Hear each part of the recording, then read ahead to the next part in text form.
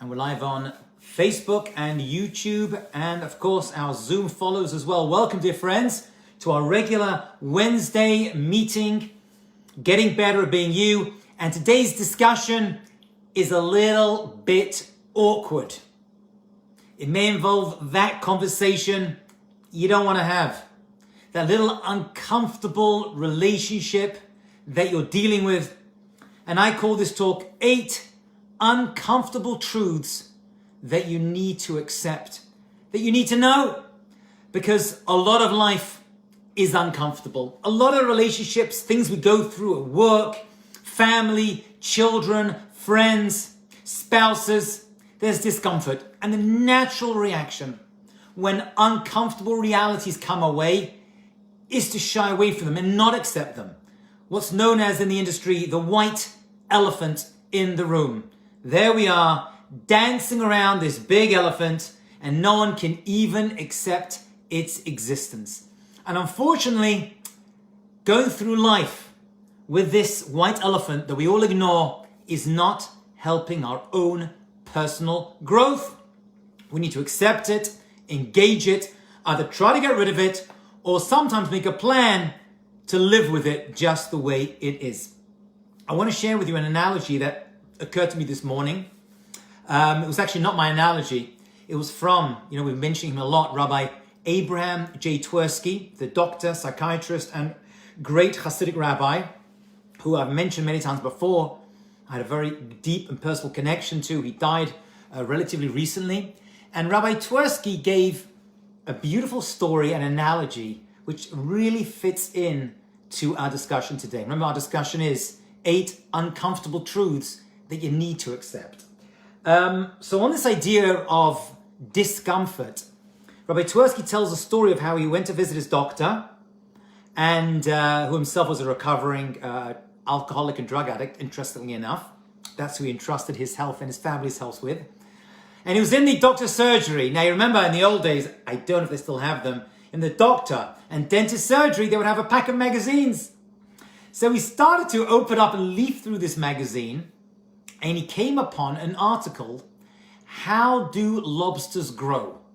Now, most people wouldn't be interested, but when you're sitting in the doctor's surgery, waiting for your turn, you start to read things you normally wouldn't read. And he read this article, and he said this article was actually life-changing. And he spoke about it a lot, and he wrote about it. Who cares how lobsters grow? Well, there's a very interesting feature of lobster growth. And it goes like this, and it fits in very much to our discussion today. You see, lobsters are born, and we can imagine they're cute little creatures that come out of their mothers, small, with little shells on. But eventually, lobsters have to grow. They're going to get bigger. Everything in the natural world grows and grows and gets bigger. But the lobster has a problem, said this article, because its shell that it has is limited in size. So the lobster has a problem. There is its flesh, its body, inside, growing inside the shell, but the shell limits its growth. So after a short amount of time, its body starts to push up against its shell. And this is painful because the shell is not giving, and it feels a lot of discomfort.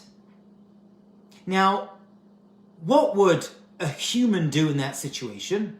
Well, they would feel the discomfort, and then they would drink or take drugs or overeat in order to remove the feeling of discomfort. But that's a human problem. The lobster, however, does something very, very different. The lobster learns somehow to remove its shell, and the shell is taken off from the flesh. But this causes a big problem, and that is now the lobster has started to remove its shell, but now it's open to predators, because one of the reasons God gave the lobster shell was so that it shouldn't take attacks from predators outside of itself. So what does a lobster do in the interim while a new larger shell forms on its back? It hides itself away. It protects itself. it removes itself from lobster and aquatic society, I guess, and kind of gives it a chance to grow as well. That's how we have to handle discomfort and challenges in life. Many times people will try to find solutions outside of themselves to make life a little better, says Dr. Tversky. That's not going to help. They feel the pain of the flesh, this growth potential that is pushing the flesh against the shell, and we're like, it's uncomfortable, this relationship is, I don't like it, let me eat more or drink more or take drugs or get angry or all the other things we find to temporarily fix our problems. And really, he says what we should be doing is removing the shell and giving ourselves a chance to grow. That is the lobster analogy of Dr. Tversky. Sometimes we should be like the lobster. Know that it's time to grow, expose ourselves to the elements. It's uncomfortable to know this, and yet growth can only come around and let us grow into larger lobsters if we expose ourselves and understand that not all of life is comfortable and enjoyable. You know, I've given the analogy before, I think even last night. I take my child for a shot at the doctor, a vaccine, some kind of inoculation, and the child gets very, very upset and doesn't want to go, sees the doctor coming out with a big needle, it looks uncomfortable, looks terrible, and is shouting and crying. And me, the loving parent, all I do, I don't say, oh, you don't want to have your vaccine inoculation? Let's go home. No, I hold my kid down and I persuade the child as best as I can to take the shot.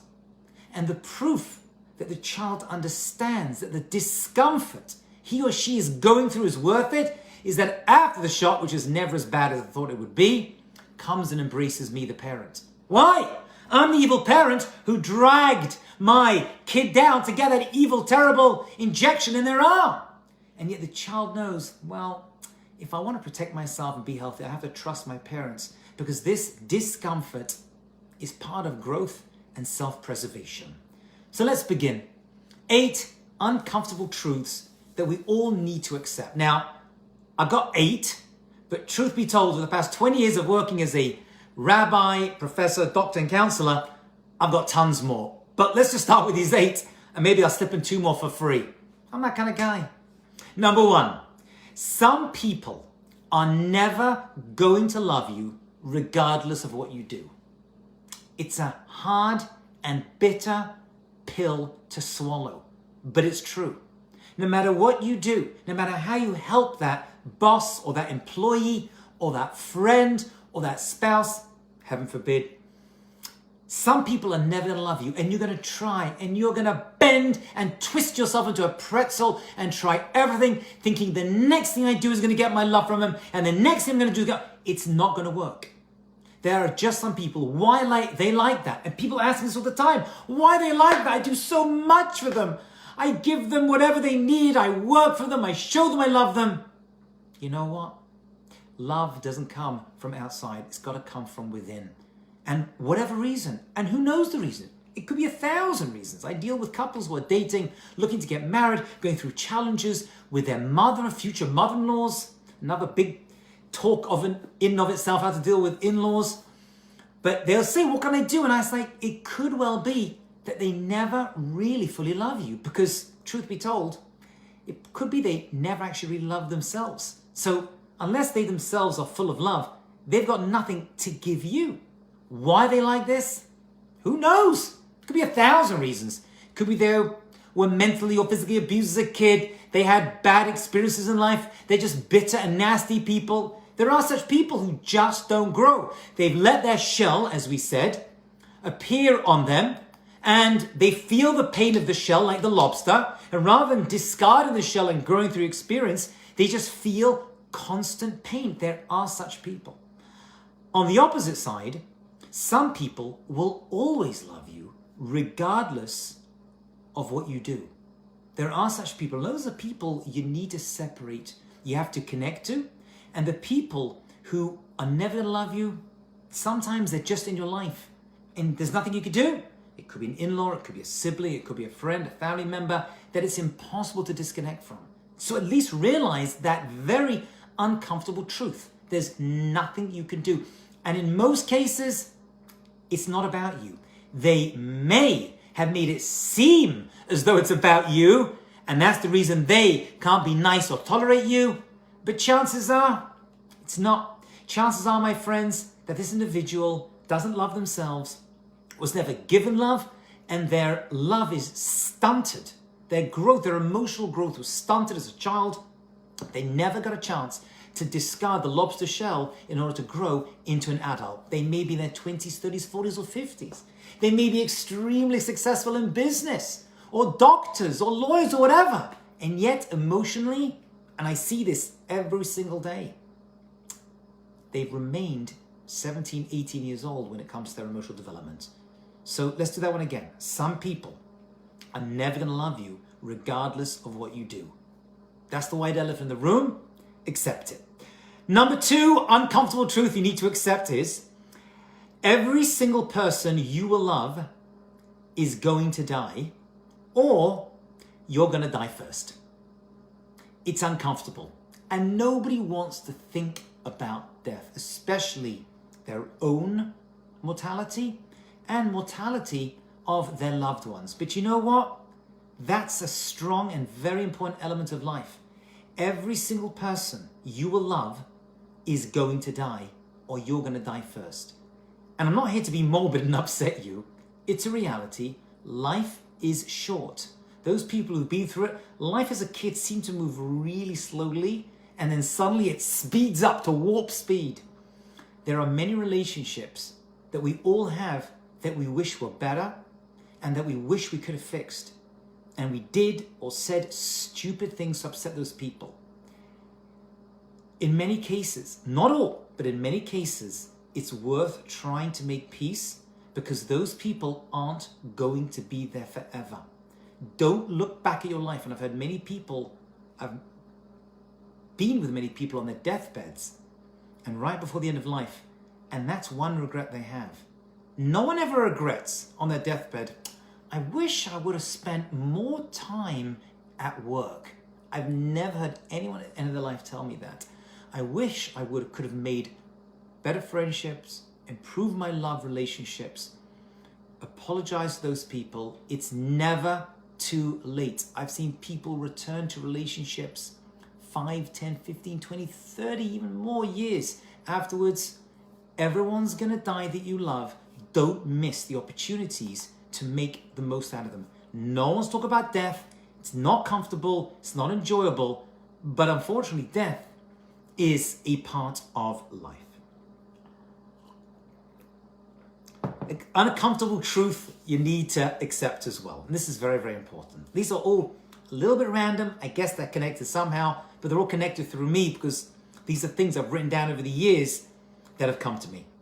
Number 3 is, it doesn't matter how much you learn and how much you prepare, you're never going to be ready.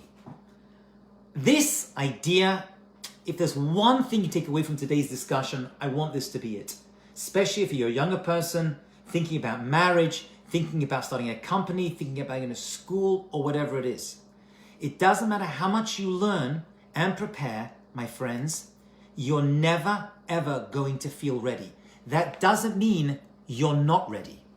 That doesn't mean you're not ready. It could well be. And in most cases, you are ready, but you just don't feel it. And I deal with couples who are dating, and they could be in their early 20s, late 20s, 30s. I deal with people in their 40s as well.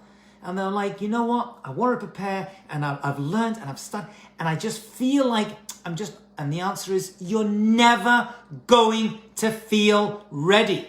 You're never going to feel prepared. At some point, you're just going to have to jump in. No one ever is really ready to get married. No one's ever really ready to start that company, to bring out their new product. You know, I give classes, I'm blessed, and I counsel people. And before I give a class, I review the information sometimes once, sometimes 20 times. I never feel ready and confident to give any single class that I give.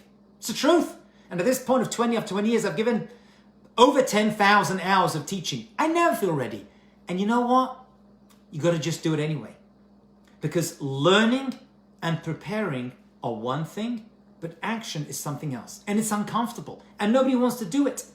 And we feel insecure. And how can I go ahead and do this? And how can I even attempt to be in a healthy, loving relationship after the family I came from? And how can I expect to start a company and make money after I lost money and my 15 businesses failed? I understand. But learning and preparing are good things to do. And there are things you can learn, even when it comes to relationships. Right? We all learn how to do well in business and go to business school and law school, right? And take classes and preparations. But when it comes to life, there's things we can do in relationships to prepare ourselves. But at some point, you just have to jump in. You're never going to feel ready. You're never going to feel comfortable. Okay, number 4. Number 4 is a little bit tricky. It's a little bit generalized, but I want to throw it out there for your entertainment and your mind growth as well. Most problems that I deal with when it comes to counseling other people, and even personal problems as well, of course, are avoidable with long-term thinking. I'll say that again. Most problems that we have in life that we're dealing with are avoidable or are fixable even once they've occurred, as long as we have long-term thinking. There's a beautiful statement by Chazal, by the rabbis, that says, Mi hacham, who is a wise person? Mishrat nolad.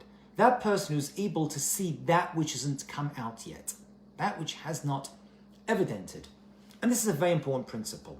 You see, most of our decisions, unfortunately, in work, business, and likewise, are short-term visions that we have.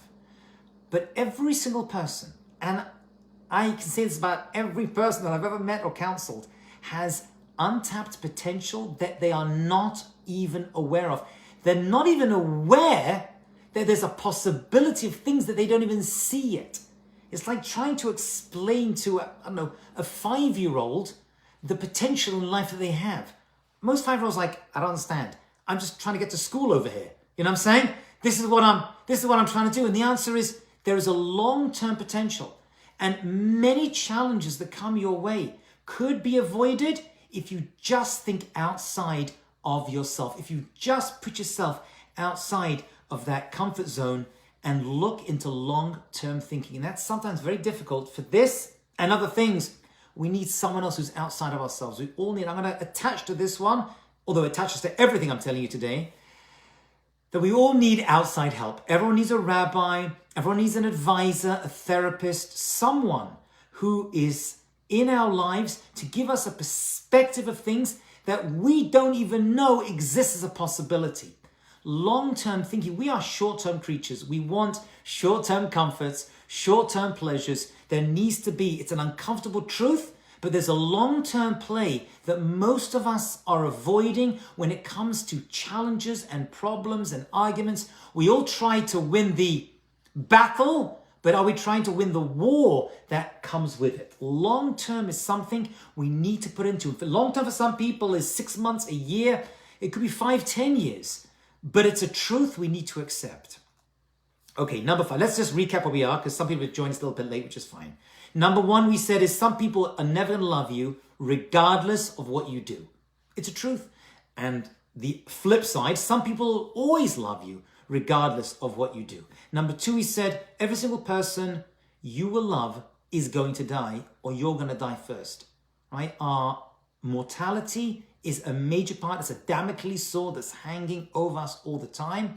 Don't miss out on potential relationships or opportunities because you don't act upon them when you are here in this world. Number 3, it doesn't matter how much you learn to prepare, you're never going to feel ready. I'm going to add to that if you do feel ready, you're not ready.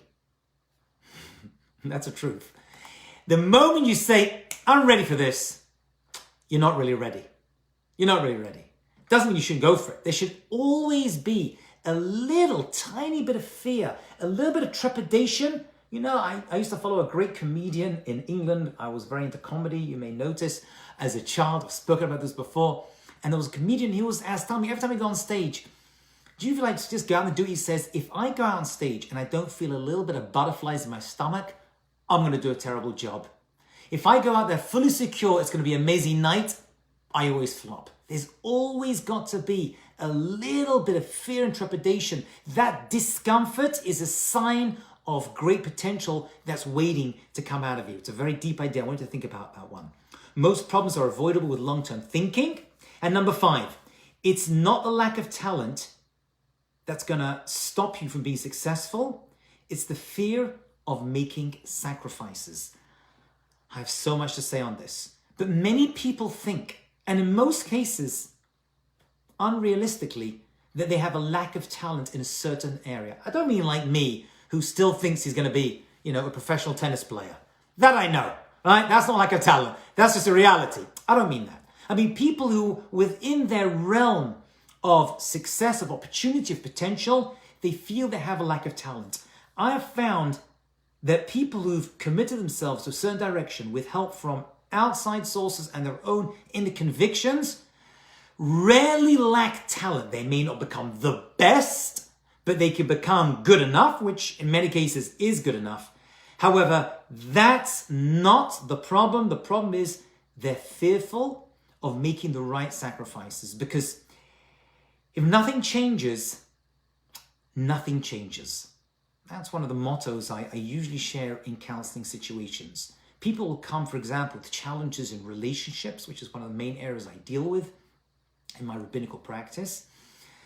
And they will be like, I don't know, I'm going through this challenge, this difficulty. And I'm like, if we don't work and make a change now, we're going to be having the same conversation in 1 year's time. And they're like, it's not possible. I'm not going to be in this terrible relationship for another year, right? Something's going to happen. And the answer is, that's just not true. It's uncomfortable truth that we all need to accept. If nothing changes, nothing changes. And in 99% of cases, you need to be the catalyst for that change. And it's uncomfortable. I had a conversation just last night with someone who was dating somebody who they dated, 4 or 5 times. And this guy made a decision. It wasn't right. It wasn't right. And he called me up to say, should I just keep going? I feel bad. We've been out. And I'm like, you don't feel bad for her. You feel bad for yourself. You don't want to go through the discomfort of breaking the relationship. But actually, you're not being nice to that person by not breaking up. You're actually being cruel. You've got to rip off the Band-Aid. You've got to make that decision. If the decision's made, which he had made, unbeknownst to himself, that was the white elephant. That was the uncomfortable truth that he needed to accept at that point. And that is, it's over, it's done. And by continuing in this relationship, you're actually doing more harm than good. You think you're being nice to this other person, you're actually being cruel by dragging them along. If you want growth, there's got to be sacrifices. Many of these sacrifices are uncomfortable. You're going to have to give something up. If nothing changes, nothing changes. And wherever you are, wherever you go, that's where you are. People will think, well, if I change this, then happiness will come my way. If I change that, then it's going to be okay. If I just make a little bit more money, or I go on another vacation, or I buy something else. And the answer is, you can move around as much as you want. But in the end, wherever you go, there you are. And you are, it's uncomfortable to hear this, the source of your own discomfort. Okay? And that's the lobster analogy coming out again. Number 6. Most people start appreciating life after major crises and challenges. I don't know why God made this world this way. I mean, I have an idea. But unfortunately, we only start to appreciate aspects of our life, whether it's relationships, family, friends, money, when we've gone through major crises and challenges. It would be nice not to have to go down to the depths of challenge and crises in order to appreciate what we have, but that's just kind of the way it is. In the world of addictions, I used to work in addictions counseling. They call it, I'm sure you've heard the expression, hitting rock bottom, right? No one's going to start to move up again and get better until they've hit rock bottom. It's a shame and it's sad, right? Until whatever their rock bottom is, it's different for different people. Some people it's losing a job. Some people it's losing a job and a spouse. Some people it's losing a job, a spouse, and their kids' respect. Some people do that and their kids even talking to them. And they'll hit rock bottom like, now I've got to get better. Some people will start to appreciate life after a near-death experience. I've met such people, and life changed them. I know people who went through the past year of this corona pandemic and their entire perspective of life changed. Before corona, they would never have settled for that job or that relationship. And now they're like, yeah, I'm seeing the world differently. I'm seeing the world differently. It's uncomfortable, but it's true. We have to accept it. Sometimes these challenges and crises we have, actually, I shouldn't say sometimes, never are they coincidental. We, the Jewish people, are believers that everything that happens in this world happened for a reason and a purpose. We are not the cause for those things, but there's always something inside that event that was meant to happen, and I can personally learn from it. By the way, the rabbis take this to an extreme. They're like, if you see suffering the other side of the world, there's something you need, and you heard about it, and nowadays, who doesn't hear about everything? There's something that you can learn from that. What that thing is, you got to speak to your local advisor, rabbi, therapist, or friend to give you an insight. But that discomfort that you feel when you hear or experience something didn't happen by coincidence. It happened for a reason. Number 7. This is a talk. In each one of these, we could double click on and make it into a talk in of itself. But I want to just mention it now because we're talking about uncomfortable truths that we need to accept. Number 7 is the people you repel or attract reflect your vibe. I want to say that again. The people you repel or attract reflect your vibe. Many people say to me, I don't want, I'm just attracting crazy people into my life, right? I'm dating, for example, and I keep getting this crazy person and that, and I keep being in bad relationships. So people think erroneously that it's just happening. I happen to be attracting these crazy people, right? It's like my bad luck, or that's just the way it is. And the answer is, you know what's connecting all those crazy people? You are. Obviously, there's something about you right now that is attracting those kind of people. It could be that your vibe is good and you're attracting great people into your life. It's not by coincidence that the doors of success are opening and you're the catalyst that is making that happen. On the opposite side, the people you repel, those people you start to push away, if they're bad people, you're doing something right. You're moving yourself in the right place. It's your vibe. It's hard to even define this. It's hard to put words to this, but there's something we put out and it comes around. In Hebrew, we call it midah keneged midah. What we put out into the world is how the spiritual world responds and reflects to us. And if we open ourselves up, honestly, with good faith to good opportunities, I truly believe those opportunities will come our way. And if we find that terrible things keep happening, it's something about us. We've got to kind of change the vibe in order to open ourselves up to better opportunities, to better people, to better circumstances and situations. It's true. Everything is in the hands of heaven, hakol b'dei shamayim, chutz miyirat shamayim, except how we accept, right? The fear of heaven, how we accept the situations we end up in.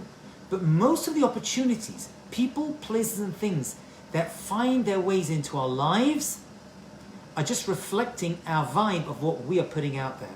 It's an uncomfortable truth because we don't want to feel responsible for these crazy situations we put ourselves into or found ourselves in. But in many cases, it's our vibe that's actually repelling or attracting those people. A lot more to say on that. It may be hard and bitter pill to swallow right now. We may have to visit that one again on midah keneged midah. Number 8, and I'm going to throw in a free one as well. This is not too much to say on this. It's obvious, but it's worth thinking again. You cannot control other people's thoughts. You just can't. And many people are going to try very, very hard to ingratiate themselves to people, to do embarrassing and self-harm, self-deprecation in order to change other people's thoughts. You can't do it. Now, as a young person, right, my go-to personality is a people pleaser. That's something which I used to have. Now, that's lessened greatly. When you work on your self-esteem, when you work on yourself, you care less about what other people think and even what they say sometimes. I used to be very conscientious of that, and now less so, and now less so. However, one thing we have to remember is you cannot control other people's thoughts. People are going to think whatever they want, and you can say a million things to them, and you may not be able to control. All you can do is give them your thoughts, your feelings. What they decide to do with that information is up to them. Okay? You cannot live in their heads, and you should not let them live in your head rent-free, is the expression. In the addiction world, use that a lot, but it's very, very true.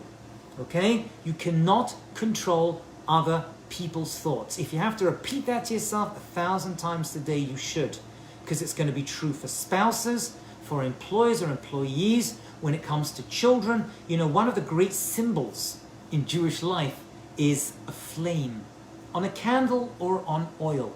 On Hanukkah, we light candles. On Erev Shabbat, we light candles. Jewish holidays, we light a candle. A yard site, the yearly passing of a loved one, we light a candle. Why a candle? What is it about a candle that we light? Well, we light candles for a number of reasons. But one of the things about a candle is that I'm able to give you something, and yet I'm not diminished by it. You see, if I have a bucket of water, and I give you some water, and I give you some water, and you some water, in the end, I'm going to have less, and you have more. But when it comes to a candle is a spiritual thing that represents the soul. That's why a candle flickers, just like the soul flickers. That's one of the reasons, by the way, that Jewish people sway while they pray, right? Like a candle flickers, say the rabbis. And so too, when I have a candle inside me that represents the soul, I'm able to give you light. I give 1,000 people light, and I'm not diminished via that experience. Because I know who I am, what I have. I give you. You decide to do with that flame. You want to extinguish your flame. That's your problem. I'm just here to give you my flame, right? And you come to me. It's not a flashlight. It's not a bonfire. It's not fireworks. It's a little flame. If you want it, it's here for you, right? What you decide to do with that information is totally up to you. That's one of the first things that therapists learn. They're not responsible for the actions of their clients. It's true for rabbis. It's true for all of us, really. And we'll throw in one more final piece, which really summarizes everything. And that is, there is no such thing as a perfect time for an uncomfortable conversation. There is no such thing as a perfect time for an uncomfortable conversation. And really, although this is its own point, it really reflects everything else we discussed today. People are going to wait for just the right time. I'll discuss it with them. I'll have that conversation with my employer, with my employee. You know, I'm not ready yet. I'll break up with my girlfriend. I'll get together with this girlfriend when I'm ready. I'll tell her I love her. I'll make that friendship right again. I'll wait for it. You know what?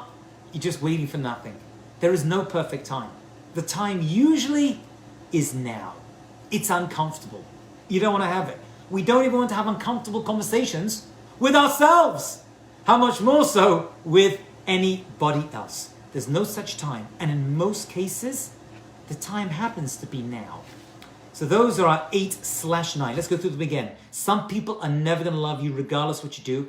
And on the flip side, some people will always love you regardless of what you do. Every single person you love is going to die, or you're going to die first. Don't waste opportunities to create love. Number 3, doesn't matter how much you learn and prepare, you're never going to feel ready for that experience, right? For that opportunity, that relationship, friendship, business. Number 4, most problems are avoidable with long-term thinking. Who is wise? Look into the future. It's not the lack of talent, it's the fear of making sacrifices, giving up on certain things in order to be successful. Number 6, most people start appreciating life after major crises and challenges. When you go through a crisis or a challenge, or you see one or hear from one, you've got to make a change. The people you repel or attract reflect your vibe. What you give out is what comes back to you. You cannot control other people's thoughts, that's for sure. And finally, no such thing as a perfect time for an uncomfortable situation. The time for growth, for opportunity, for potential, 99% of the time is now.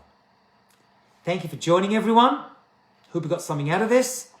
God willing, we will pick this up next week, next Tuesday night, I will be giving part 2 of our Pesach series, ready to get us into the Pesach spirit coming up in a few weeks. Don't panic yet. You have time for the panic. Have a wonderful, successful, delicious, amazing day. Thank you, friends. Thank you. How do I get more information on that narcissistic class that you gave? The